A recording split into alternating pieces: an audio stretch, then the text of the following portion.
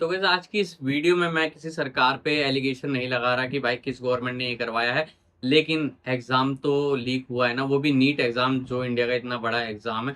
लाखों बच्चों का सपना टूटा है और आज मैं उसके आंकड़े आपके सामने लेके आया हूँ। इन आंकड़ों को सुनने के बाद आप मुझे बताना है इसमें गवर्नमेंट का फायदा था या फिर ये गलती से लीक हुआ था। तो भाई आंकड़े की तरफ बढ़ते हैं। मैंने कुछ आंकड़े निकाले हैं जो नीट एग्जाम 2026 में जो टोटल बच्चों ने फॉर्म भरा था वो थे 22,80,000 बच्चे।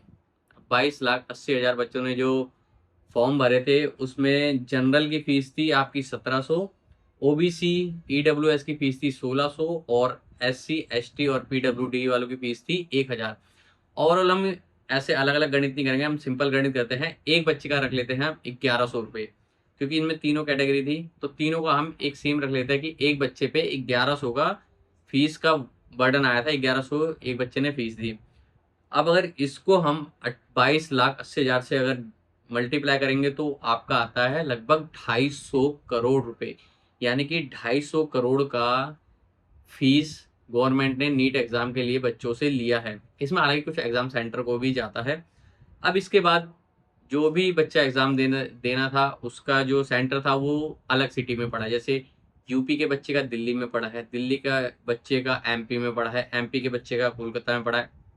तो यानी जाहिर सी बात है वो 22,80,000 बच्चे ट्रैवल करके, जो ट्रेन या बस से ट्रैवल करके अलग स्टेट अलग सिटी में गए थे। वो भी उसमें भी लगभग ये मान लो एक बच्चे का खर्चा 2,000 तो मिनिमम आएगा ही आएगा। इतना तो कन्वेंस लगता ही है आने जाने का। प्लस वो थोड़ा स्टे भी करेगा, खाने पीने का खर्चा लगभग 2,000 एक बच्चे का मान लेते हैं। तो अब अगर 2,000 रुपये को मल्टीप्लाई करा जाए 22,80,000 से तो लगभग आता है आपका 456 करोड़ रुपए।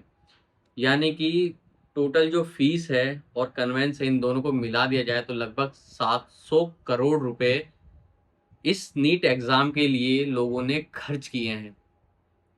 ये कोई छोटी रकम नहीं है। आप अगर आप एक स्टूडेंट के हिसाब से देखोगे ना तो एक के जेब से 3,000 के आसपास, 3,3500 खर्च हुए।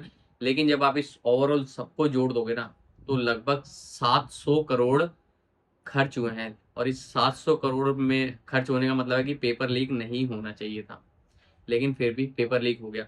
और इसमें सरकार ने क्या फैसला लिया है कि सरकार ने बोला है कि हम इसका री एग्ज़ाम करवाएंगे और री एग्ज़ाम की फीस नहीं लगेगी। री एग्ज़ाम कराने से क्या ये नुकसान की भरपाई हो सकती है? और री एग्ज़ाम कराने का मतलब भी क्या है भाई? री एग्ज़ाम, अब जो बच्चे 2 साल से प्रिपरेशन कर रहे थे नीट एग्ज़ाम देने के लिए, बच्चों को भाई सब चीज़ छोड़कर भाई पढ़ाई पे ध्यान देना पड़ता है।